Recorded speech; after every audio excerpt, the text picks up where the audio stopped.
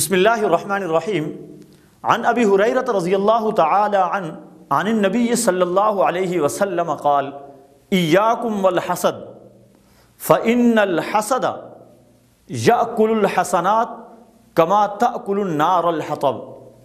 حضرت ابو ہریرہ رضی اللہ تعالی عنہ حضور اکرم صلی اللہ علیہ وسلم سے روایت کرتے ہیں کہ آپ صلی اللہ علیہ وسلم نے ارشاد فرمایا کہ ایاکم والحسد، حسد سے بچتے رہو، یا اس کے دوسرے الفاظ میں ترجمہ یہ ہے کہ ایاکم والحسد، کہ حسد میں تمہاری تباہی ہے۔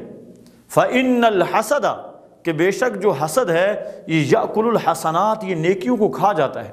اور کس طرح کھاتا ہے؟ آپ صلی اللہ علیہ وسلم نے مثال دی، کما تأکل النار الحطب، جس طرح لکڑی کو آگ کھا جاتی ہے اس طرح حسد جو ہے وہ انسان کی نیکیوں کو کھا جاتا ہے۔ حسد ایک ایسی بیماری ہے اور ایک ایسا گناہ ہے جس کو ہم گناہ بے لذت کہہ سکتے ہیں۔ اس گناہ میں انسان صرف کڑتا ہے، اس گناہ میں انسان صرف اپنے آپ کو تکلیف میں اور مصیبت میں ڈالتا ہے۔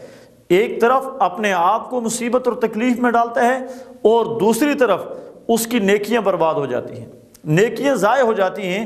اور آپ صلی اللہ علیہ وسلم نے مثال دے کر کہا کہ نیکیاں ایسے ضائع ہوتی ہیں جس طرح لکڑی کو آگ لگا دی جائے تو لکڑی ختم ہو جاتی ہے، اسی طرح انسان کی نیکیاں بھی ختم ہو جاتی ہیں۔